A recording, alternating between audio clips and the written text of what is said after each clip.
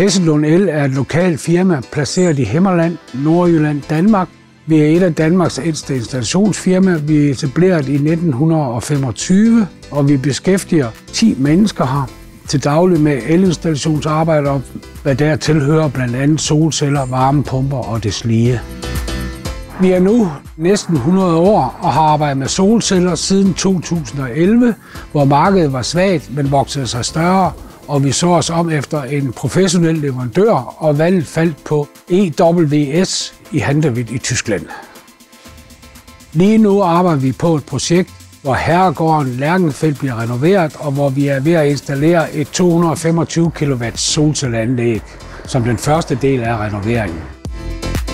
Vi står her ved Lerchenfeld Gods, hvor vi er i færd med at installere solceller på en af deres driftbygninger. Solcelleanlægget her skal levere strøm til Lerchenfeld hovedbygning og de omkringliggende driftbygninger. Anlægget her laver vi i 2 etaper. Den første etape, som vi ser på nu, er på 230 kW. Vi har cirka lagt 600 paneler på taget. Anden etape lægger vi de sidste 70 paneler på, og så når vi op på en effekt på 260-270 kW. Til det her projekt der kombinerer vi ny teknologi med gamle bygninger, og meningen er, at anlægget her skal være med til at bidrage til den fremtidige drift af Lerchenfeld Gods.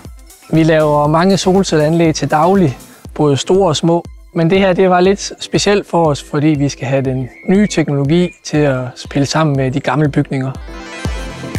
Vi valgte Hesselund El i Gedsted, fordi Anders Hesselund er en af de mest behagelige personer i hele Jylland, og så er vi bare heldige, at Anders og Kasper og deres kollegaer er mega dygtige til alt med solceller og strøm og el og kabler, så det var perfekt at lave samarbejdet om vores solceller med dem.